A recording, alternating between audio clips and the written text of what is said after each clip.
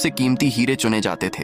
बाहर से सब कुछ ईमानदारी जैसा दिखता था, लेकिन सच्चाई अलग थी। हीरे ट्रकों में भरकर नदी किनारे ले जाए जाते और फिर गैर कानूनी तरीके से बाहर भेज दिए जाते। कालिदास को सिर्फ पैसे से मतलब था। उसी फैक्ट्री में काम करता था ज्ञान भाई। वह गरीब था, लेकिन अपने काम में ईमानदार था। उसका एक ही सपना था, एक दिन लंबोर्गिनी खरीदना। वह दिन रात मेहनत करता, लेकिन जितनी मेहनत करता उतना ही उसे एहसास होता कि इस तरह वह कभी अपना सपना पूरा नहीं कर पाएगा। एक दिन काम के दौरान उसने देखा कि हीरे ट्रकों में भरते समय कुछ हीरों का सही हिसाब नहीं रखा जाता। उसी पल उसके मन में एक ख्याल आया। पहले उसने खुद को रोका, लेकिन फिर उसने सोचा, जब मालिक ही गलत है तो मैं क्यों पीछे रहूं। उसने चुपचाप हीरे चुराने शुरू कर दिए। शुरुआत में वह बहुत डरता था, हर कदम सोच समझ कर रखता था। वह थोड़ा थोड़ा हीरा छुपाकर बाहर निकालता और बेच देता। धीरे धीरे उसके पास पैसे आने लगे। उसका आत्मविश्वास बढ़ने लगा, लेकिन डर भी साथ बढ़ता गया। कालिदास बहुत चालाक था। उसे जल्दी ही शक हो गया कि फैक्ट्री से हीरे गायब हो रहे हैं। उसने बिना किसी को बताए हर जगह नजर रखना शुरू कर दिया।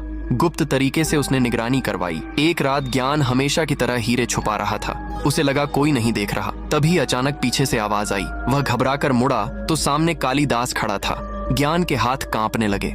उसे लगा अब सब खत्म हो गया, लेकिन कालिदास ने गुस्सा नहीं किया। वह मुस्कुराया और बोला, तू वही कर रहा है जो मैं करता हूँ, बस छोटे स्तर पर। यह सुनकर ज्ञान हैरान रह गया। उसे समझ नहीं आया कि अब क्या होगा। कालिदास ने उसे दो रास्ते दिए। पहला, सब कुछ छोड़कर ईमानदारी से काम करना और हमेशा गरीब रहना। दूसरा, उसके साथ मिलकर काम करना और बहुत जल्दी अमीर बन जाना। ज्ञान पूरी रात सोचता रहा। उसके सामने उसका सपना था, लंबोर्गिनी।